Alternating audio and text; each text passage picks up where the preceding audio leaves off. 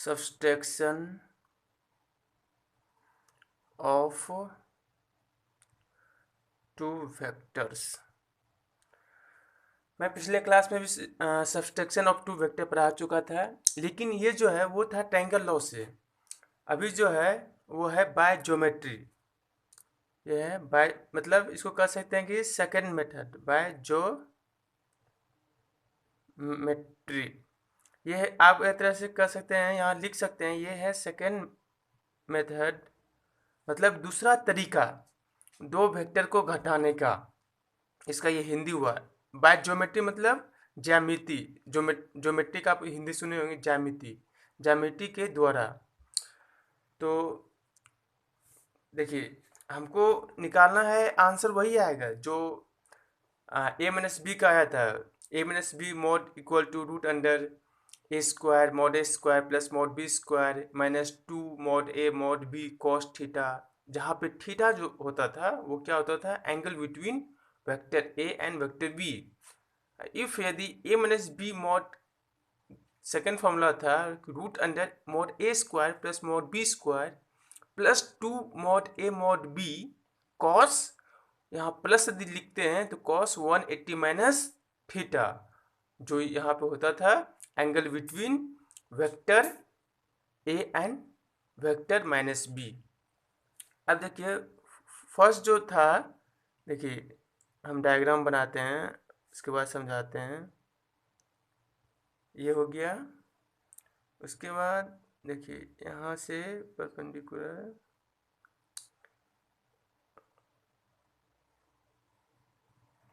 इसको यहाँ मिला देते हैं। अभी डायग्राम मैं समझा रहा हूँ आपको। ये आपका श्योर है 90 डिग्री हो गया। ये डायग्राम समझ आ रहा है। ये कौन सा वेक्टर ए है और ये थीटा, ये क्या था वेक्टर बी, ये वेक्टर ए है और ये माइनस वेक्टर बी। ये जो है आपका यहाँ से लेके यहाँ तक, देखिए vector E, sorry vector A add के माइनस वेक्टर बी, तो ये हो जाएगा vector A plus minus vector B. ये आपका आ गया ओवर। अब यहाँ देखिए ये टोटल क्या है, ये है, ये पूरा क्या है आपका, ये यहाँ से यहाँ तक है, ऊपर लिख देते हैं, यहाँ से यहाँ तक है वेक्टर ए, यहाँ से यहाँ ये वेक्टर बी है, ये थीटा है, तो ये आ जाएगा 180 माइनस थीटा और ये हो जाएगा आपका क्या थीटा बाय अपोजिट एंगल के द्वारा। और ये आपको आगे कंपोनेंट तोड़ने के लिए बताया जाएगा। इसको ऐसे ड्रॉ करते हैं, ये स्ट्रेट लाइन, यहाँ से ये स्ट्रेट लाइन, ये बी है, तो ये पूरा क्या है बी है, तो ये यदि बी हुआ, बी का मैग्नीट्यूड है, तो यहाँ पे इसका जो कंपोनेंट आएगा वो बी कॉस थीटा, इसका ये यहाँ से यहाँ तक का, पर यहाँ से यहाँ क्या है ए है, ये क्या है B mod B cos theta. ये हम लोग क्या निकाल रहे हैं, दो वेक्टर को घटाने का तरीका है। दूसरा ये तरीका है, पहला तरीका हम लोग सीख चुके थे, पिछले नोट्स में मैं पढ़ा चुका हूँ। अब ये जो है ज्योमेट्री के द्वारा, ज्योमेट्री मतलब कि ज्यामिति, उसके द्वारा कैसे निकालते हैं, वो तो फॉर्मूला के द्वारा था, अब यहाँ पे हम लोग देखेंगे। तो ये देखिए ये है बी, ये थीटा, तो ये क्या हो जाएगा मॉड बी कॉस थीटा। अब ये बी है, तो ये कंपोनेंट जो ये हाइपोटेनस है, ये आधार आपका हुआ, बेस परपेंडिकुलर, हाइपोटेनस इंग्लिश में या हिंदी में कर्ण, आधार, ऊंचाई, तो ये इसका कंपोनेंट हो जाएगा, ये हो जाएगा आपका माइनस, सॉरी माइनस तो नहीं लिखते हैं मोड में, बी आपका हो जाएगा साइन थीटा, इसका ये हो गया B mod B cos theta, ये हो गया मॉड बी साइन थीटा। अब देखिए यहाँ से यहाँ कितना है ए है और ये क्या है बी कॉस थीटा, तो ये टोटल ए है, यहाँ से बी कॉस थीटा है, तो ये कितना आ जाएगा टोटल माइनस इतना, तो ये यहाँ से लेके आपका ये आ जाएगा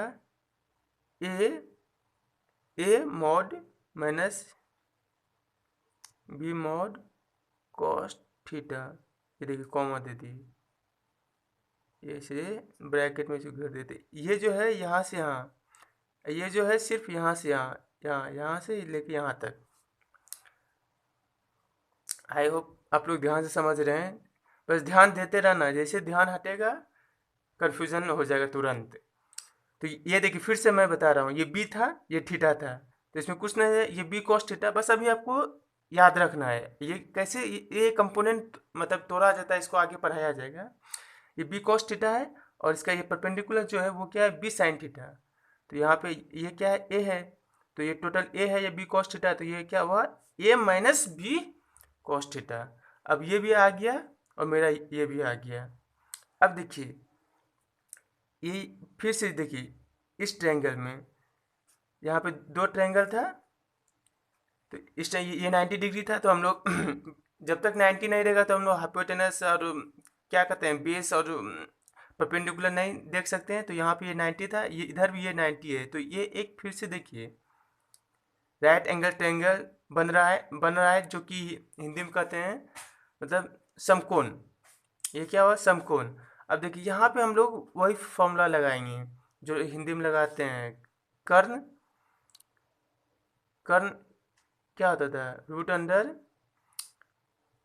आधार स्क्वायर प्लस ऊंचाई। और ये चीज़ मैं पहले भी नोट्स में पढ़ा चुका हूँ कि इसी बेसिस पे ये सब होता है, एक ही ये मैथ का फॉर्मूला यूज होता है। अब देखिए या तो इंग्लिश में hypotenuse equal to root under base square plus perpendicular square. यहाँ पे हाइपोटेनस कौन है, ये है, तो mod A plus minus B mod root under base total क्या है, ये है, तो आपका देखिए बेस क्या है, mod A mod B cos theta whole square plus ये आपका क्या हुआ, बेस हुआ, ये हाइपोटेनस और ये परपेंडिकुलर, ये देखिए ये यहाँ से यहाँ तक जो लंबाई यहाँ से यहाँ तक है वही लंबाई यहाँ से यहाँ आएगा, क्योंकि ये समांतर रेखाएं हैं। अब यहाँ पे क्या आ जाएगा, मॉड बी साइन थीटा का होल स्क्वायर। देखिए परपेंडिकुलर बेस हाइपोटेनस आ गया। अब इसको कुछ नहीं करना है, यहीं से मेरा आंसर आ जाएगा, बस सॉल्व करते जाना है। ये अब साधारण, अब इसमें फिजिक्स नहीं रहा, मैथ रहा। माइनस बी ए प्लस बी का होल स्क्वायर मैं पहले भी पढ़ा चुका हूँ, यहाँ पे भी हिंट के रूप में लिख देता हूँ।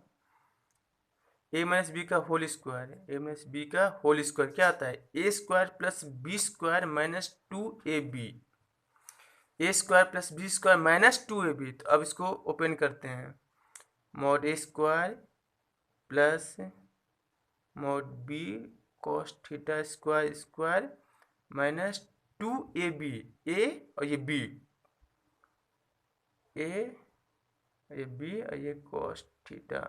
अब ये जो रहा प्लस में mod B sine theta square square, यहाँ तक हो गया। एक फॉर्मूला और हम आपको बताए थे, वो देखिए A square sorry vector A plus minus vector B, vector A में माइनस वेक्टर बी को ऐड कर रहे हैं। तो अब देखिए एक फॉर्मूला और था, यहाँ पे हम पहले इसको लिख देते हैं, स्क्वायर रूट एक फॉर्मूला था, यहाँ हिंट पे लिख देते हैं, आप लोग पढ़िएगा। मैं ये ट्रिग्नोमेट्री का फॉर्मूला है, ये अलजेब्रा का फॉर्मूला है, sine square plus cos square theta, ये कितना होता है 1, कितना होता है, sine square theta plus cos square theta कितना होता है 1 होता है। तो अब देखिए ये साइन स्क्वायर थीटा है, ये कॉस स्क्वायर थीटा है, और ये मॉड बी कॉमन लेंगे, तो ए स्क्वायर प्लस इन दोनों को ध्यान में देखिए, यहाँ से मॉड बी स्क्वायर कॉमन आ जाएगा और ये आ जाएगा साइन स्क्वायर थीटा प्लस, हम पहले साइन स्क्वायर को लिख दिए, कोई दिक्कत नहीं है, कॉस स्क्वायर थीटा आ गया, इन दोनों में ये कॉमन आ गया, और इसको उतार देते हैं, -2 mod A mod B cos theta. अब देखिए a स्क्वायर है, -2ab cos थीटा है। अब ये sine square theta plus cos square theta 1 होगा, तो सिर्फ यहाँ बचेगा क्या, mod B स्क्वायर। और तो आपको फाइनली फॉर्मूला हो जाएगा a square plus b square, ये 1 हो गया, -2ab cos थीटा। देखिए a माइनस बी का मोड का जो पहले फार्मूला मैंने आपको बताया था, बाय ट्रायंगल लॉ के द्वारा जो मैं प्रूव किया था, वो यहाँ पे आ रहा है। a माइनस बी का मोड। अब फाइनल जो आंसर है आपका यहाँ पे mode a square plus mode b square -2 mod A mod vector b और ये cos थीटा। यहाँ पे माइनस है तो श्योर है ये एंगल बिटवीन किन दो वेक्टर के बीच में होगा, vector a and vector b। Angle between vector a and vector b। तो ये था, इसको डब्बा में बंद कर दीजिए। ये था आपका ज्योमेट्री के द्वारा जो सब्सट्रैक्शन ऑफ टू वेक्टर था, उसको मैंने प्रूव किया।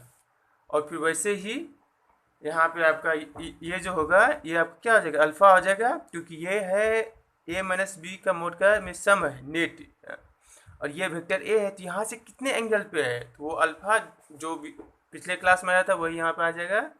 यहाँ पे आ जाएगा 10 अल्फा क्या आ जाएगा, mod b।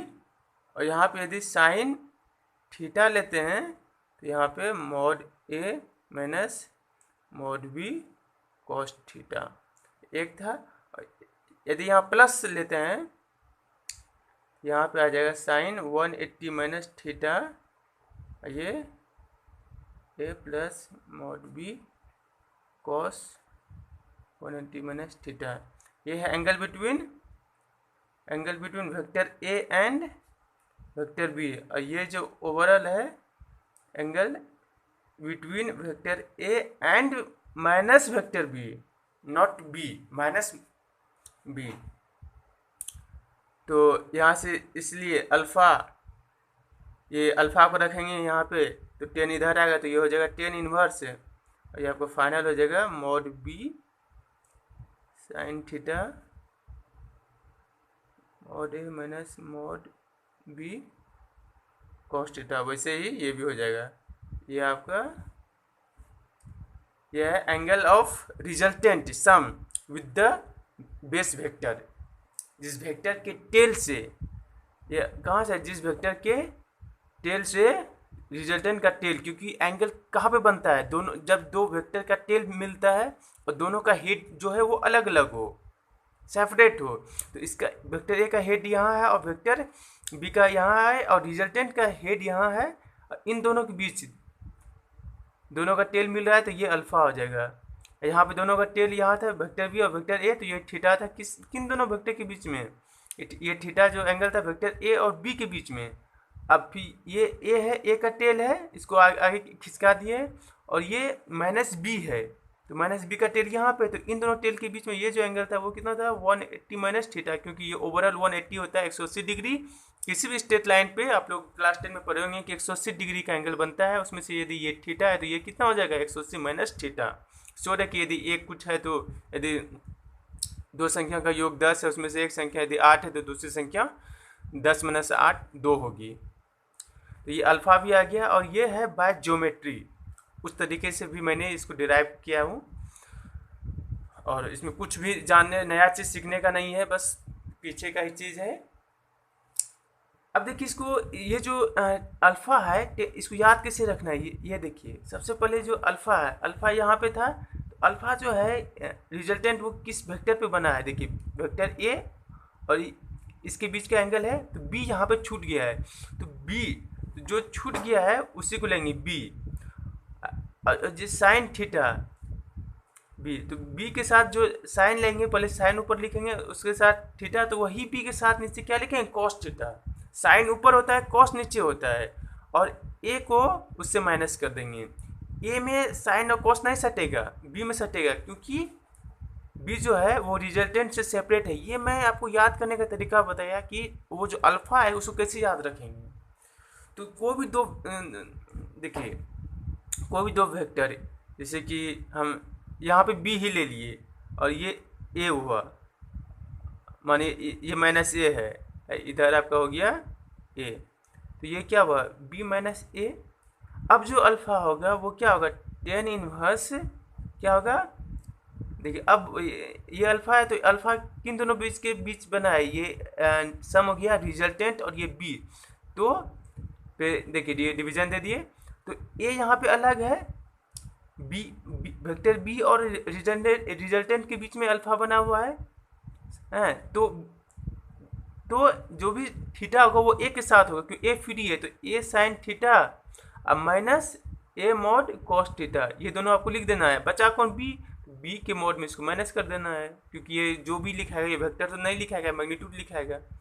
देखिए आपका आ गया, और ये थीटा जो एंगल बिटवीन वेक्टर ए और क्या बी एंड ए, यदि यहाँ आप प्लस लिखते हैं तो ये एंगल बिटवीन क्या हो जाएगा, वेक्टर बी एंड माइनस ए। तो ये है आपको याद करने का तरीका, मैंने बताया कि अल्फ़ा को कैसे यदि कम टाइम में उतना मतलब हमको डिराइव नहीं करना है, डायरेक्ट फॉर्मूला कैसे याद रखते हैं। और ये तो है A square plus B square minus 2ab cos theta, जैसे कि ए माइनस बी का होल स्क्वायर जो भी निकाल देते कैसे root under A square plus B square minus 2ab, बस यहाँ कॉस थीटा ऐड करना है, और थीटा जो कॉस है उसके साथ जो एंगल रहेगा, या थीटा यदि यहाँ माइनस है तो ए और बी की angle between vector A and vector B, और यदि यहाँ पे ये प्लस आप लिखते हैं तो ये एंगल होगा वो होगा angle between vector A and minus B, और यदि थीटा है तो 180 में यदि उसको माइनस करते हैं तो वो angle between vector A and minus B निकल आएगा। यदि एंगल बिटवीन वेक्टर ए और बी दिया हुआ है तो श्योर है, यदि देखिए ये थीटा ए और बी के बीच दिया हुआ है तो ये माइनस बी हुआ, सॉरी यदि ये ए हुआ और ये बी हुआ, ये उधर बी हुआ ये ए हुआ, ये थीटा दिया हुआ है। अब हमको एंगल बिटवीन ए और माइनस बी निकालना है तो 180 में थीटा माइनस कर देंगे, इसी को यहाँ लिख देंगे तो मेरा वो भी आ जाएगा। अब आगे बढ़ते हैं, देखिए कुछ अब आगे जो बातें बताया हम बताने जा रहे हैं उसको ध्यान से सुनिएगा क्योंकि उसी पे क्वेश्चन है, लगातार दो अच्छा क्वेश्चन हम आपको अभी करवाएंगे। है कि इसको आप है स्टार मार्क, स्टार में ये हुआ कि इन चीज़ों का यूज जो है वो आपको ये शब्द जो अभी मैं बताने जा रहा हूँ ये आपको हर जगह, सिर्फ इस चैप्टर में नहीं, वेक्टर चैप्टर जो आपको पढ़ाया जा रहा है ये एक तरीके से बेसिक मैथ है, मैं पहले भी बोला हूँ। इनमें से जो भी ये सारा चीज़ आपको पूरे फिजिक्स में यूज होगा, बिना इसके पढ़े हुए फिजिक्स पढ़ना इम्पॉसिबल है क्योंकि ये छोटा छोटा चीज़ जो है वो मैं इसी चैप्टर में आपको बता दूंगा, और ये सारा चीज़ आपको पूरे फिजिक्स में 11th एंड 12th में सब जगह आपको देखने को मिलेगा। वो शब्द देखिए आगे है स्टार, देखिए कि change in any physical quantity, English में लिख देते हैं CHANG, चेंज इन एनी मतलब कोई फिजिकल का नाम आप लोग सुने स्टार्टिंग में, क्वांटिटी मतलब चीज़, फिजिकल मतलब जिसको हम टच कर सकते हैं physically. Change in any physical quantity, और फिजिकल कितने प्रकार का होता है, दो प्रकार का होता है, एक स्केलर होता है और एक क्या होता है, वेक्टर होता है। तो चेंज मतलब क्या, बदलना, इन मतलब में कोई, और ये क्या होगा चीज़, फिजिकल क्वांटिटी में बदलाव, हिंदी में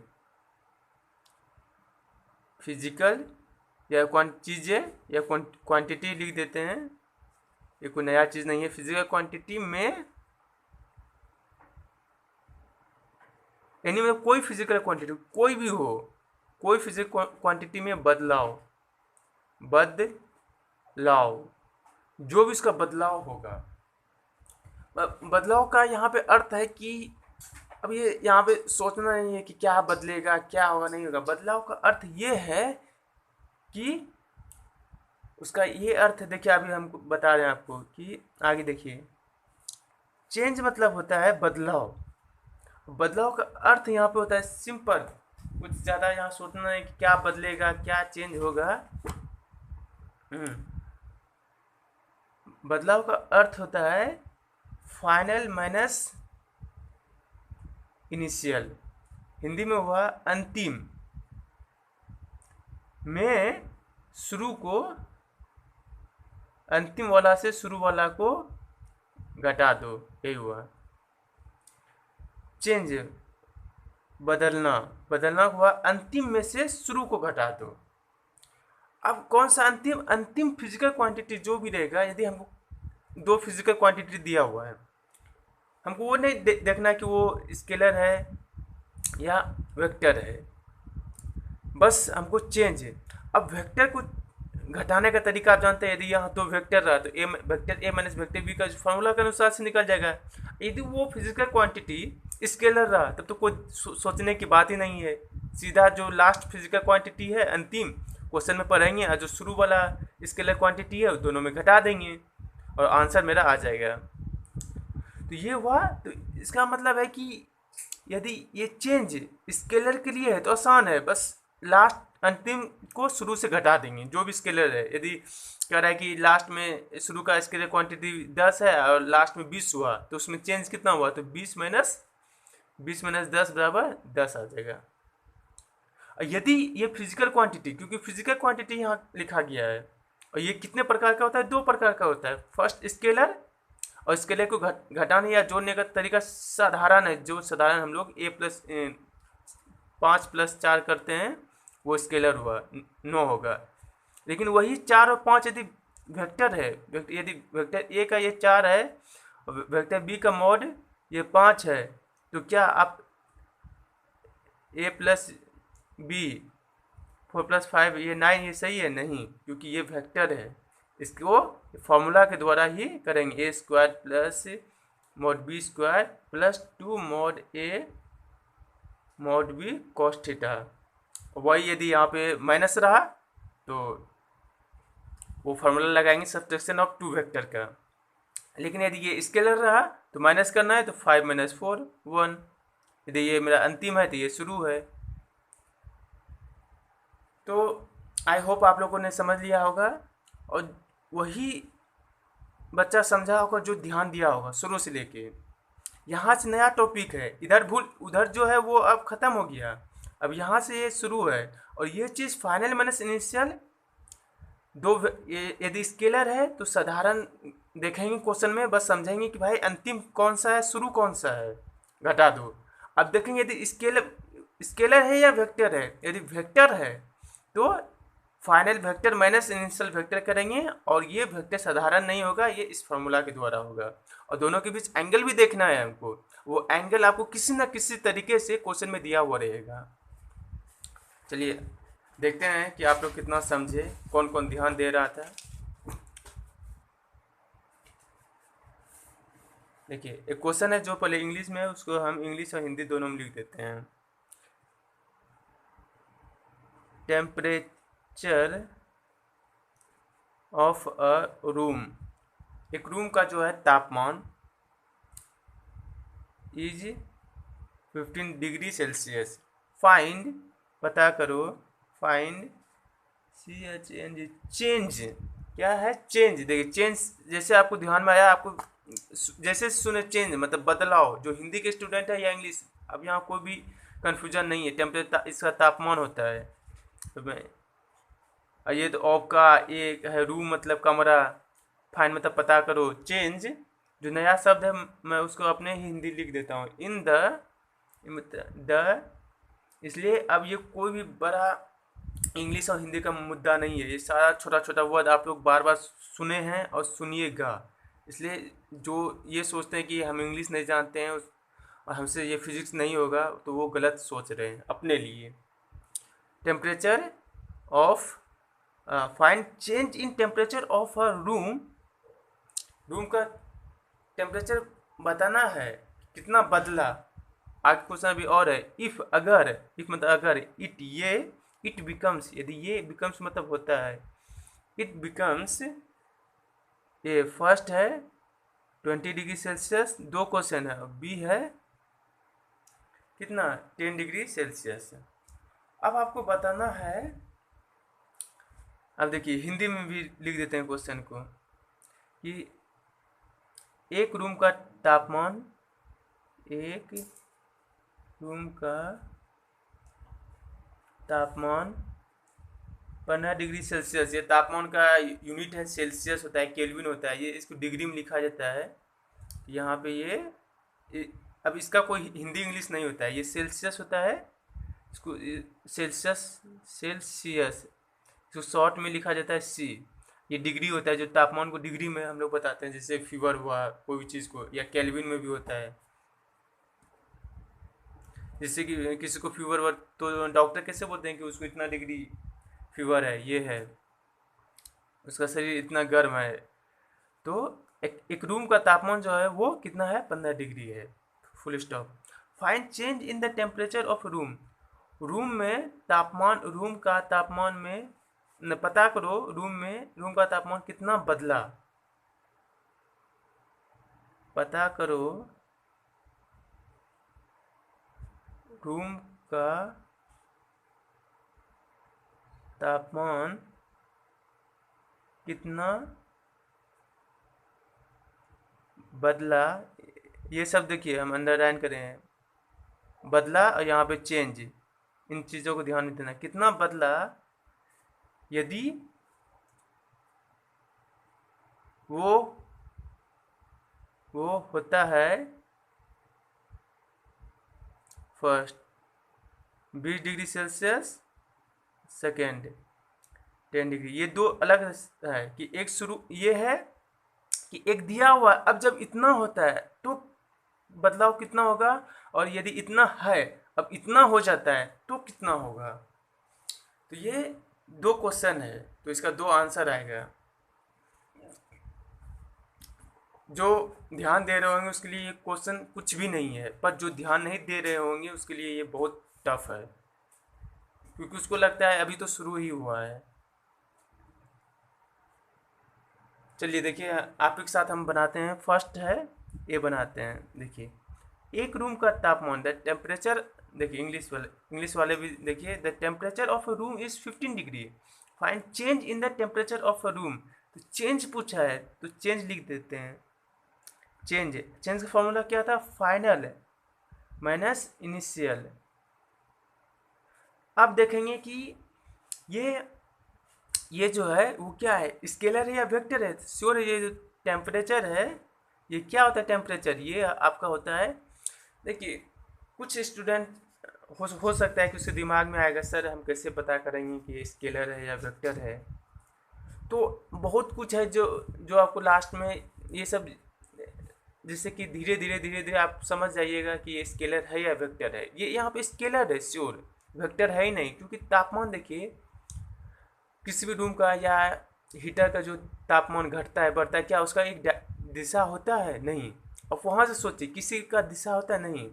जब उसमें दिशा ही नहीं होता है, डायरेक्शन ही नहीं होता है, तो वो वेक्टर होगा ही नहीं होगा। और ये सब चीज ये आपको दिमाग में नहीं रखना है कि बहुत सारा चीज़ होगा, उसको कैसे याद रखेंगे कि जो भी चीज़ आपको ये 2 साल में 11th और 12th में जो भी नया चीज़ का नाम आएगा, या वो स्केलर हो या वेक्टर हो, तो जितना आप सुनिएगा उतना ही आपको सिलेबस में है। कोई ऐसा अनपढ़ चीज़ नहीं क्वेश्चन में पूछा जाएगा जो कि आपको पता है, सोच ही नहीं पाइएगा कि वो स्केलर है या वेक्टर है। इसीलिए वैसा चीज़ जो कि आपको कॉमन यूज होता है, तापमान आप सुने हैं, ऐसा बात नहीं कि आप पहली बार इसको सुन रहे हैं। बस ये सोचना है कि इसमें दिशा होती है या नहीं होती है, क्या कोई तापमान में दिशा होता है कि इस दिशा में 20 डिग्री बढ़ेगा, इधर नहीं बढ़ेगा। यदि एक रूम का तापमान बढ़ रहा है तो वो पूरा सभी दिशा में बढ़ेगा, पूरा रूम का बढ़ेगा, क्यों सिर्फ क्या पूरब में बढ़ेगा और पश्चिम में नहीं बढ़ेगा, ऐसा होता है क्या, नहीं होता है। तो श्योर है जो ये तापमान है, ये क्या है, स्केलर है। अब स्केलर है तो हमको कोई सोचना ही नहीं है, डायरेक्ट जिस तरह से हम लोग घटाते हैं सब्सट्रैक्शन करते हैं वैसा कर देना है। अब यहाँ पे है चेंज, बदलना, फाइनल माइनस इनिशियल, मतलब अंतिम माइनस शुरू। अब आपको ये देखना है कि यहाँ पे इस क्वेश्चन में शुरू का तापमान कौन सा दिया हुआ है और लास्ट का तापमान कौन सा दिया हुआ है। देखिए the temperature of room, the temperature of a room is 15 degree, find change in the temperature of a room। Room का टेम्परेचर में चेंज बताओ इफ़ इट बिकम्स, यदि वो होता है 20 डिग्री। एक रूम का तापमान 15 डिग्री है, पता करो रूम का तापमान कितना बदला यदि वो होता है 20 डिग्री। इसका मतलब है कि पहले कितना था, पहले 15 था, अब यदि वो 20 होता है तो उसमें कितना चेंज आया। तो लास्ट वाला कौन सा है, अंतिम हुआ 20 डिग्री सेल्सियस, और शुरू वाला हुआ कितना, 15 डिग्री, 15 डिग्री। मतलब 15 डिग्री पहले है, रूम का दे दिया है, अब कह रहा है कि यदि वो 20 डिग्री होता है तो उसमें कितना बदलाव आया, चेंज कितना हुआ। तो फाइनल माइनस इनिशियल, अंतिम माइनस शुरू, तो ये कितना हो जाएगा 5 डिग्री सेल्सियस आंसर। ये ए का आंसर आ गया। अब चलिए बी करते हैं। बी वही है कि रूम का तापमान कितना है, 15 डिग्री है, पता करो कि रूम का तापमान कितना बदला यदि वो होता है 10। अब यदि वो 10 होता है तो अब यदि एक यहाँ पे 15 आपका इनिशियल है, शुरू वाला तापमान है, तो श्योर है सेकंड क्वेश्चन में भी ये शुरू वाला रहेगा। ऐसा है कि सेकंड क्वेश्चन में ये बदल जाएगा, ये फाइनल हो जाएगा, ये अंतिम हो जाएगा, ऐसा है? ऐसा नहीं है, क्योंकि एक क्वेश्चन में यदि कुछ कहा नहीं गया है तो हम जो चीज़ को पहले माने हैं उसी को मान के आगे का भी सॉल्व करते हैं। चेंज मतलब फाइनल माइनस इनिशियल, और हिंदी में अंतिम माइनस शुरू, ये कहता है बदलाव। तो अंतिम यहाँ कौन सा हुआ वो नहीं देखना भाई, ये 10 तो छोटा हो गया, हाँ होता है। ये क्या, ये गर्मी का समय होगा कि पहले रूम 15 डिग्री पे होगा सुबह में, दोपहर में 20 डिग्री हो गया होगा। और ये हो सकता है ठंडी का समय हो कि पहले आपका जब धूप होगा तो 15 डिग्री है रूम, और फिर जब धीरे धीरे मतलब शाम आया, रात आया, तो 10 डिग्री हुआ। हो सकता है या नहीं हो सकता, हो सकता है टेम्परेचर घटता है बढ़ता है दोनों होता है। तो ये नहीं ये 10 है ये 15 है, ओ यहाँ पे ये 15 माइनस 10 है, आपका आ गया 5 डिग्री। ये आंसर ये गलत है, क्योंकि 15 आप यहाँ पे इनिशियल लिए हैं शुरू का, तो यहाँ पे अंतिम नहीं लिख सकते हैं। यहाँ ये नंबर से नहीं आपको देखना है, आपको क्वेश्चन पढ़ना है और उसमें वो समझना है कि कौन सा शुरू है कौन सा लास्ट है। बड़ा छोटा से शुरू और लास्ट नहीं देखा जाता है, बस जो नियम है वो आपको फॉलो करना है। तो यहाँ पे फाइनल क्या होगा कि यदि वो होता है कितना 10 होता है, कितना होता है 10 होता है, तो 10 होता है बाद में होगा, तो ये बाद वाला चीज़ क्या हुआ फाइनल अंतिम माइनस इनिशियल, आपका कितना होगा ये -5 डिग्री। ये माइनस में आता है टेम्परेचर श्योर है, माइनस हो यहाँ पे ये प्लस में आया नहीं, कुछ तो यहाँ प्लस है, ये आपका आंसर आ गया। ये गलत है, ये सही। तो इस तरीके से आपका एक क्वेश्चन और है जो मैं आपको सोच रहा हूँ कि होमवर्क में दे दूँ, पर मैं कल इसको, अभी टाइम हो चुका है ½ एन, तो इस क्वेश्चन को मैं ऐसे इंग्लिश में लिख देता हूँ, पर आप यदि मेरे वीडियो को देख रहे होंगे तो इसको सॉल्व करने का कोशिश कीजिएगा। ये क्वेश्चन है kinetic energy of a body becomes इतना जूल 130 जूल आफ्टर चेंजिंग, यदि आपको राइटिंग नहीं समझ में आया तो मैं बोल भी रहा हूँ, आफ्टर चेंजिंग बाय 45 जूल, क्योंकि काइनेटिक एनर्जी का जो होता है यूनिट जूल होता है, JOULE joule. Find its initial, क्या पूछा है देखिए, ये चेंजिंग शब्द क्वेश्चन में आते ही आपको ये ध्यान में आ जाना चाहिए। इनिशियल मतलब शुरू का, काइनेटिक एनर्जी। तो इस क्वेश्चन को आप सॉल्व करने का कोशिश कीजिएगा। हिंदी में होता है कि काइनेटिक एनर्जी को गति ऊर्जा कहते हैं, कि किसी शरीर का गति ऊर्जा इतना 130 डिग्री जूल है, अब उसके बाद वो चेंज करने के बाद वो 45 डिग्री होता है, तो शुरू कितना गति ऊर्जा रहा होगा। ये आपका हिंदी में हुआ। हिंदी में हम अगले क्वेश्चन में भी अगले क्लास में लिख देंगे।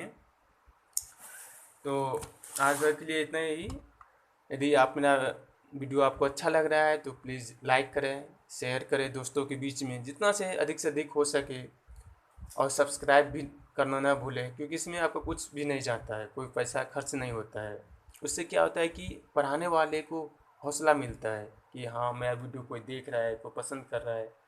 प्लस यदि कुछ पूछना है, कुछ डाउट है, तो आप कमेंट बॉक्स में लिखें, मैं उसको ज़रूर रिप्लाई करूँगा। और हर एक वीडियो में मैं पार्ट लिख देता हूँ, पार्ट 6, 1 2 3 4 5 6 7, ऐसा। ये आज का ये 7th लेक्चर है। और इसी तरीके से मैं 11th और 12th भी स्टार्ट किया हूँ। एक दिन 11th का अपलोड करता हूँ वीडियो, एक दिन 12th का करता हूँ। आप चाहे तो शुरू से मेरे क्लास में पढ़ सकते हैं। मैं पूरा सिलेबस पढ़ाऊँगा। लास्ट के 1 महीने बोर्ड एग्ज़ाम से पहले 12th वालों के लिए उसका जो क्वेश्चन बैंक है वो मैं करवाऊँगा। So thank you.